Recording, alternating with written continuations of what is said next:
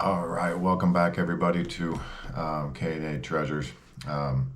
This is the long-awaited video, for me at least, of our collection of 1967 Topps cards.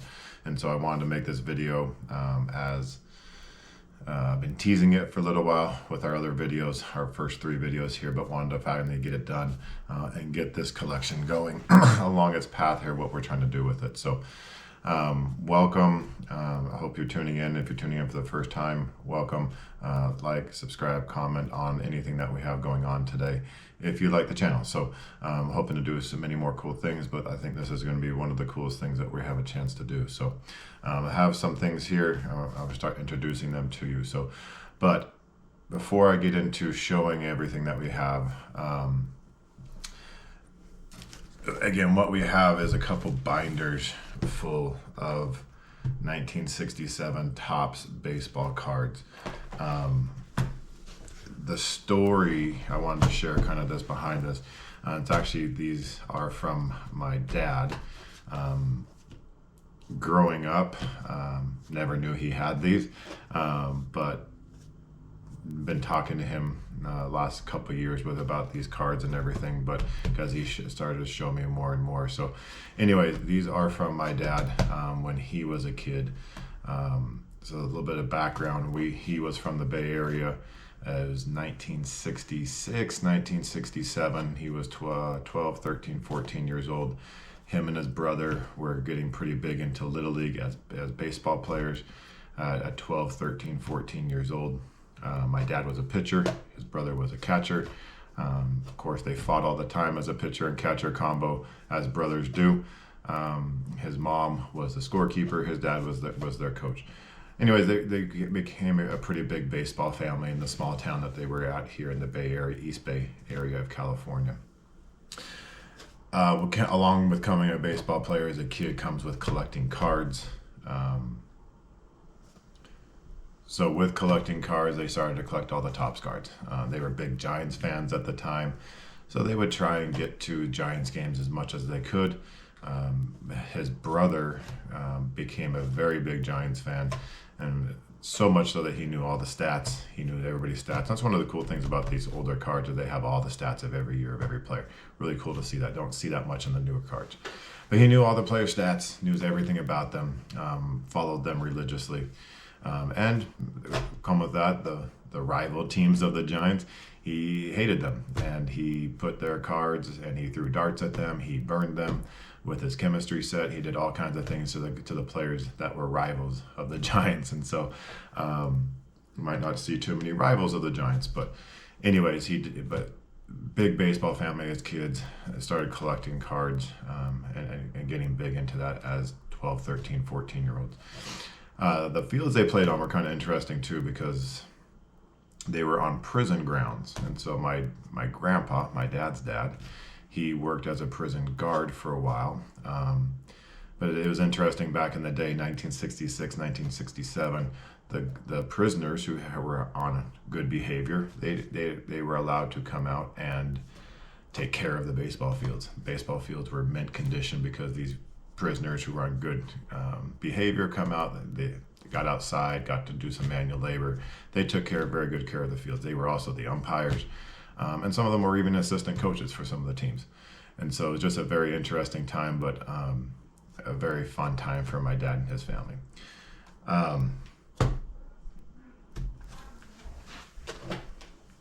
The second part of this is the hard part, especially for my dad. Sorry, I don't mean to get emotional, but 1968 came around as they were still playing baseball and having fun. My dad's brother ended up coming down with leukemia and cancer. And so baseball kind of took a back seat as they battled the cancer and leukemia with my brother, my uncle, my dad's brother, as he battled that cancer.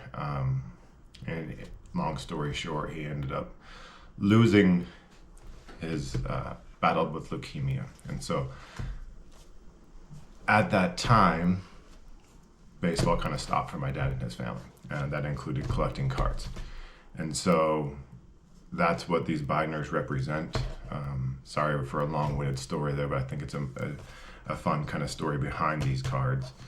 But these binders are very old. In 1967, they put them in binders, they put them in sleeves, and they literally haven't been touched since 1967 or 68 when his brother passed away. They were kind of put away, not to be touched, not to be gone through, fondled, but just put away as basically what became kind of a hard topic for them as they battled that with my brother. Or with my uncle, I'm sorry, my dad's brother. So, to get into this, a lot of these cards, as I start to show these here, have not been touched, like I said, since 1967. The plastic of them, these sleeves, is very old. But you can see in great condition for these 1967. They organized them by teams, and so they did put them in here by teams. There's some of the Angels, front and back.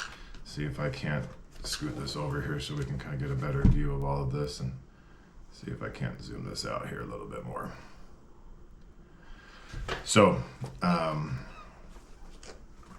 the Angels players, I got some Cubs and the Cubs up here next, but these cards literally have not been removed from their sleeves since 1967. Until me and my dad started taking a look at them, and I started getting interested in knowing how, some of these players, but also, what are these cards worth? What are we actually looking at here? As we start to see some of this, so you start to see some of the names that you remember from 1967. And we move on to the Senators here, obviously a team that's not around anymore. Fred Valentine there of the outfield with them. More of the Senators there. Not a complete set. Obviously, they were just collecting them. Didn't think much of them back in the day. But just really, really good condition cards. I'm gonna try and zoom out here a little bit more so we can see the whole thing here. Obviously, even the checklists, the AL, NL leader cards there. I'm gonna show you guys some other cards here too. Oops. I actually went through and wrote down every card that they had at one point. So all the checklists, that's where they were keeping track of them. So some of those are actually written on as they collected those cards. Haven't asked them what the color coding system is on that yet, but if it was official or not. But as we kind of keep moving along here, again, just a ton of cards, a lot of duplicates. Let's see if we can't see some of the big names in here. There's a Joe Torre. I actually have quite a few of him, of Joe, and you'll see those here. We got a couple more of him. Obviously, I think he became more famous for his coaching than he did anything else as a player. There's some more Joe Torre. Joe Torre's have got quite a few of his. But I just thought these were really cool. Number one, that he had this many from that era, and number two, that they were in such good shape. So again, just really cool to see a lot of the players. I didn't grow up at that time, obviously, but I've heard the names as I collected my own stuff. But I heard a lot of the names that were there. The Dodgers had Drysdale. Obviously, the Dodgers would have been who my uncle, my dad's brother, had not have liked too much, being a Giants fan. And so, but we do still have some that he didn't burn or throw darts at. We got the White Sox here. I'll kind of go through these a little bit slow so let you guys see some of these cards here. Here comes the Giants. Jesus Alou there. Tito Fuentes, the shortstop with them. He was a big Willie Mays fan.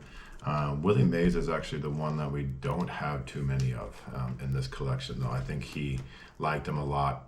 Probably put him up on pinboard in his room, stuff like that. He was also a big Juan Marichal fan. We actually do have some of his, and actually one of them has one of those pinholes in it. I actually think it's cool because of the story behind it. So, but a lot of those Giants there, he was a fan of. Like I said, I think the big names, he probably put up on his board and eventually just maybe tossed or something like that when everything went down. So we got a Joe Morgan here, another big name there from the day. We got actually quite a few of him. I'll show more of his here. We got another Joe Morgan right there. Actually quite a few Joe Morgans, and there's actually more than that, but have some of his. Get to the Twins here. Just really cool cards here. We have the Twin Terrors card there of Harmon Killebrew, Bob Allison. Thought that was a really cool card. Actually going to show you something really cool with that one too. Actually, we have one of them right here. So we actually have another of the Twin Terrors, but it's actually signed by Harmon Killebrew. I actually have one more of those cards. In fact, it's right here. I took that out and put it in some plastic, but the better of the two cards, at least in my opinion. But yeah, we got the two Harmon Killebrew signed cards. And then we actually have one more, just a non-autographed version of it as well. Another really cool card there. We got the Bob Allison right there. Anyways, what we're thinking is trying to start the process of grading a lot of this collection, especially the big names, but sending a lot of these in for grading. I know obviously a lot of these cards are worth money in a lot of different grading conditions, but these are actually, you know, obviously in this day and age, you see the Bob Uecker right here, not great centering. This one's not bad. Top to bottom is not good, but side to side it is. And that's just how the cards were back in the day as I researched these more and more. We actually have a couple cards where the back has two different players on them. But we have a lot of the Bob Uecker cards that were really cool. As obviously he passed away, but so his cards are becoming more and more popular as his passing there. We got the Cardinals. So the plan is to document each and every card, see which cards we actually have, what numbers we are missing, what numbers we have, and then really decide, you know, which ones do we want to get everything graded? Do we want to grade just some of them? And so be interested to hear what people have to think about grading a set like this, where it's not complete, but a lot of cards. You know, selling off the duplicates and keeping one set that is one of every card that we have at least, and then, you know, selling off duplicates. Is it worth to get those graded, the ones that you are going to sell off? Obviously the big names always are, I think, but you know, like if we have a couple of this Mickey Lolich, right? I don't think that's a big name from the days, but get one of his graded, the best one that we have, get it graded and add it to the collection, and then sell off the other one. But the plan that we're thinking is, because everybody who has seen this collection, we've taken it to a card show or two and let a few people take a look at it that seem to know more about these older cards and not just the newer cards, but you know, who might know more about this, and everybody just was in love with this amount of cards. Here come the Pirates with Matty Alou. Obviously this is where Willie Stargell comes into play. We actually have a couple of different Willie Stargells, which I'll show you here in a second. But I just think this is the amount of cards and the condition they're in. Yes, the centering is something you can't control, but the fact that they haven't been touched, they haven't been brought in and out of cards or sleeves for years and years and years. Like I said, the binders are from 1966, 1967 as well. So the plastic's really old. So the plan is to get them documented, get everything out of this plastic and into, you know, penny sleeves and a semi rigid case or a hard case, but get everything out in a better storage situation. Obviously you have some of the Yankees team things here with, obviously you have the big names of Mickey Mantle and stuff like that in there. So that's the first binder of the cards. The second binder is a lot of the duplicates, even more than we have in here, but also some newer cards.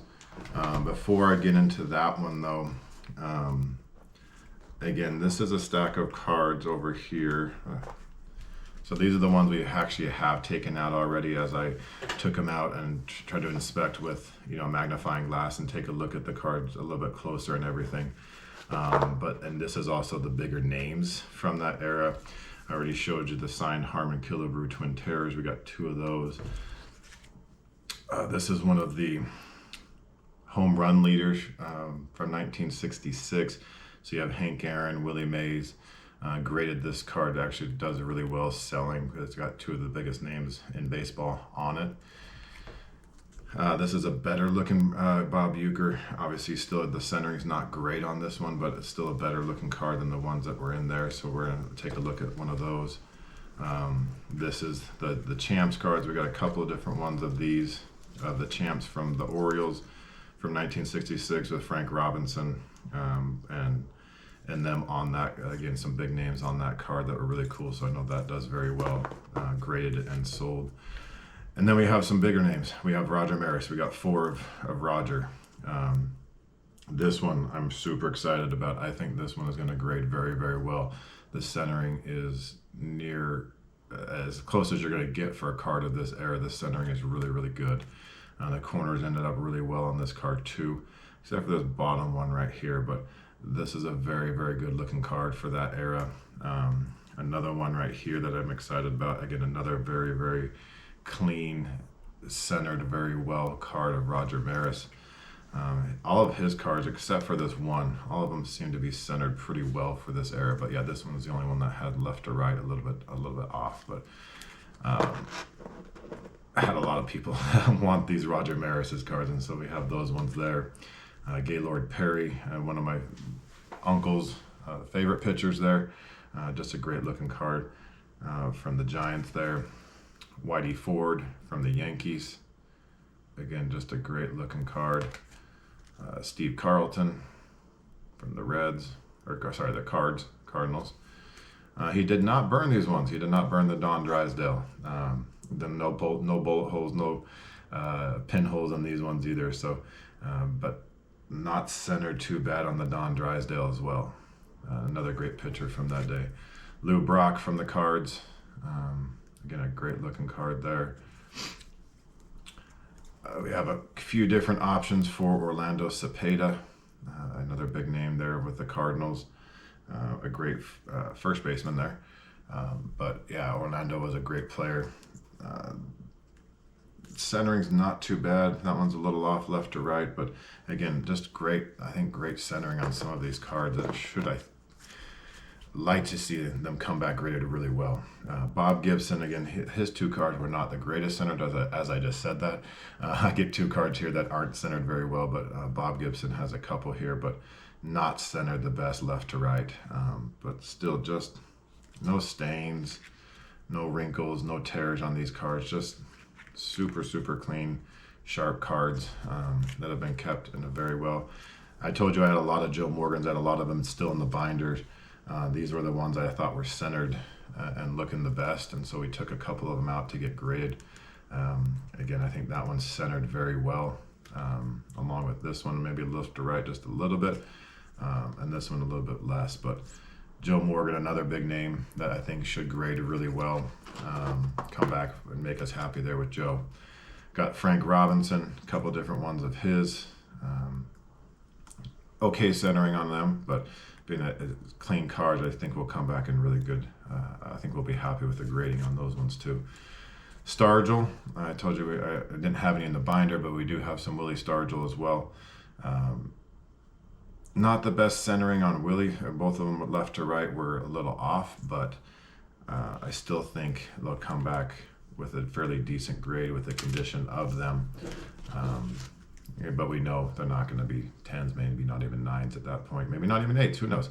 But just great shot, great shape for Willie. Willie's a big name there. Now we kind of get into the real big names. I know Maris is a big name, but Carl Yastrzemski got 2 of his that I'm super excited about, especially this one here. I think this one is quite well. I gave away the card behind it there, but quite well there. So a couple Carl Yastrzemskis that we're looking to get off and get graded here. So I'm gonna hold off there on these cards. I do have a couple more that I do want to show, that I'll show here in a second once I show you the second binder here.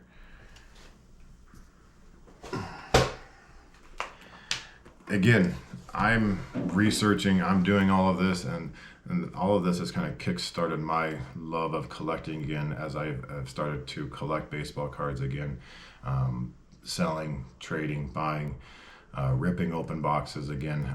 So if you like those kind of things, follow the channel. We'll get some better production value out of the videos here as I learn more and more about how I want this to look, but follow this along. I'll show everybody another video of when these are pulled out and into sleeves, and which ones we're going to send in to get graded.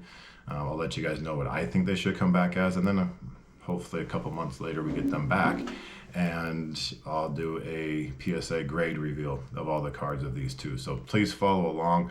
So please subscribe to the channel, and we'll let you know when those things are coming along, that you can see that PSA reveal, but also the cards that we are going to have graded initially, and then what we're going to do with the rest of it. So again, a whole nother binder here of just more great condition, except for that one. That's just kind of a random one there, but great condition 1967. Now, what I noticed about this one, the plastic on these ones is getting a little sticky, but the cards inside, the ones, especially the ones I've pulled out already, have come out really good condition. So the kind of the stickiness of the outside of the plastic hasn't affected the cards at all. Again, he separated these by teams. So we got the Dodgers there, some different names in the first binder there for the Dodgers. So he didn't get rid of all of them.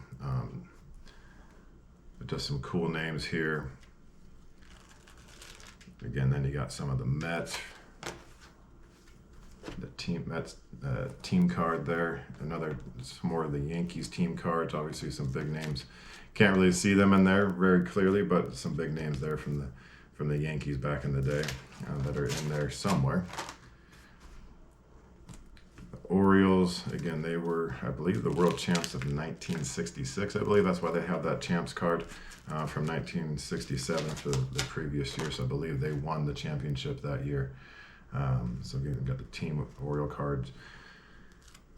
I spent way too much time almost scanning every one of these cards to see what they go for. I got really into just kind of researching these cards, what they're worth, who's worth what, to try to get an idea of who's actually worth grading and who's not. But I have seen some big collections of these, complete ones too, that are all graded, and they go for a ton of money. I've got another Bob Allison there of the Twins. But again, I could go through these cards all day long just looking at these things. Even though I didn't grow up in the area, I've gotten to know a lot of the names, got to know who did what. And so it's been interesting for me to go down this journey with these cards, and I'm excited to kind of continue that with it. I'm excited that my dad has let me do this, because my dad's still here with us, and he's not that old. I say that like he's old, but he's not. But it's fun to go through it with him. I think he's reliving a little bit of his childhood through this, even though it was a tough time during his life to lose his brother as young as he did. But I know he's happy to see, what him and his brother collected, what they did. I think he's going to be really happy to see where this goes and what it actually turns into. So not just the money or the selling, but actually what this turns into for him. So I got another Bob Uecker. Again, Bob's cards, the ones we had just were not centered very well. Still great looking cards, just the centering was way off on those. Got some more Phillies. Got some. If there's names in here that you guys see that I'm missing, of like, hey, that a big name player, that card's actually worth something, let me know in the comments. Love to know. And if you guys can wait along a little bit, again, some of these duplicates and things that we do have graded, some of these big names will be available on our eBay store, or just here on our channel. If you want to message me, send me a comment. If anything that you see that, hey, I'd be interested to see where this goes and see if that's a potential buy or something like that. So let me know,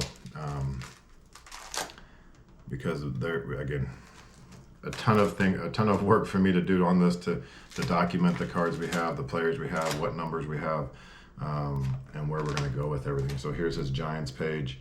Again, another Jesus Alou, another a lot of Tito Fuentes. Like I said, we do have a Juan Marichal as well. The Juan Marichal was one of his favorite pitchers, and that's the one that has a pinhole in it. So I don't know what you guys think about getting a card that has a pinhole in it at the top. Obviously, it's a known flaw, it has a hole in it. I don't know how PSA does that or how they, obviously it's a big deduction in grade, but what does it actually come out to? So I just love the story behind it, that, a kid back in 1967, 1968 was a fan of Juan Marichal and he wanted to put that up on his wall, probably in his bedroom or something like that. And I think it's just cool to see, stuff like that has still made it around to today. So, all right, so it got to this point. Obviously, Bo Jackson is not from 1967, but the other part of the story with my grandpa working at the prison is 1 year, and I think it was 67, I believe. He was in charge of the food deliveries of the prison, and Wonder Bread supplied the bread for the prison back in the day. And back then, Wonder Bread had inserted into every loaf of bread these pinup posters of baseball players to match the 1967, kind of the style of the 1967 cards. So they're little like 5x7 pinup posters of these players. And so my grandpa saw that, and his boys were obviously big into baseball, and he would open these packs up and take them out, and then he would send the bread onto the kitchen, but then he would take the posters home to my dad and them.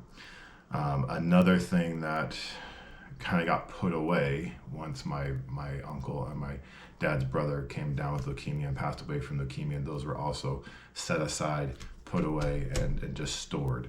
And so in here, just for keeping them safe, because I haven't really found a way we have 72 of these really cool pinup posters of the players from 1967. I believe we have numbers 1 through 16. We have every single one of them, but obviously, like this one, Willie McCovey, he's all the way at number 32.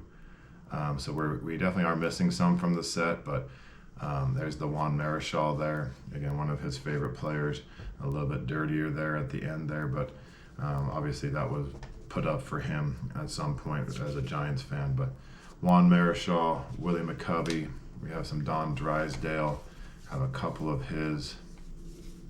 I did keep these in order, so I'm going to try and keep them in order too, so I have them. I close Bo Jackson here so we don't get distracted, because that's one of my favorite Beckett's from Bo Jackson. For sale on our eBay store if you want one, if you're looking for anything that Bo Jackson wise. So again, we have a bunch of Don Drysdale here. And I know you can get these graded too, and we're thinking about doing that with some of these, so especially the ones that were my dad and his brother's favorite players. So Drysdale was number 16. Hank Aaron here, he's number 15. So we have 3 of Hank Aaron. Again, centering matters on these, but they were folded in force and stuffed in the bread, so there are creases, but that's because they were folded in force in the bread, and that's how they came. So we have 3 Hank Aaron's in really good shape. I mean, you can look at the backs here, no stains. Some have tears on the corners where they were folded, but not a lot. John Callison here, bunch of him. Quite a bit of John. Don't know much about John Callison, but obviously he was made the cut of 1 through 32 to be in this set, so must have done something good. Cleon Jones, another player I'm not too familiar with. Let's see what else we got here. Some other big names. There we go. So even though we didn't have cards of Willie Mays, as that was my uncle's favorite baseball player, we did get quite a few of these posters of Willie in excellent condition. I know, being here in the Bay Area now, as I've moved out here, Willie is one of the biggest names and most revered players here in the Bay Area. I know he still roamed the park for a very, very long time, late into his life. And so Willie, super excited about these, especially just knowing how big of a fan my uncle was of him. So those are really cool. Got some Bob Clemente here. Again, just super names from back, from that time period. I don't think you see these very often. I don't see them very often for sale. But I think these things are just the coolest, even though I don't care if they're worth too much. I just think they're cool things to have around. And I think eventually we will get an entire set of the best ones that we have graded. We'll probably keep some, keep a set, but I think we will also look to sell some of these too if they come back, if we still are thinking that way. Orlando Cepeda had quite a few of his cards, had quite a few of his pinup posters here as well. Great shape. Sam McDowell, another one I'm not too familiar with, but he made the cut. Again, we have 72 of these Wonder Bread pinup posters. Frank Howard. I just love back in the day, glasses, baseball player. Obviously, it was pretty good to make this cut with it, to be in this set, but just looks like a dad, just a dad playing baseball, like a little league coach that just wanted to dress up for the day. So, but it's just cool back in the day how baseball player was. Here's the great ones. Mickey Mantle. I have 3 of the Mickey Mantles there, and great. Like this one, centered so well. No tears, no stains, no holes. Back as clean as can be. Corners are sharp. Just a really cool artifact of Mickey Mantle from back in the day. Has autograph on there, just like the cards did. Carl Yastrzemski. Another really cool picture of Carl.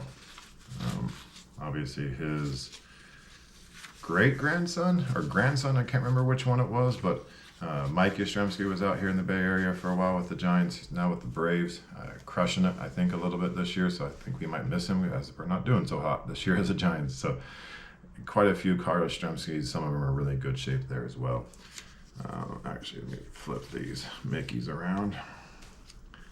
Tommy Aggie, number 4. Brooks Robinson, another great name from 67.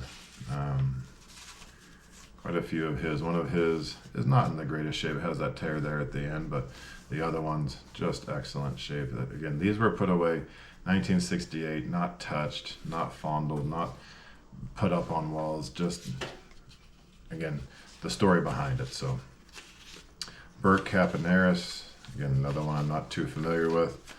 And last one of the greatest names ever, Boog Powell.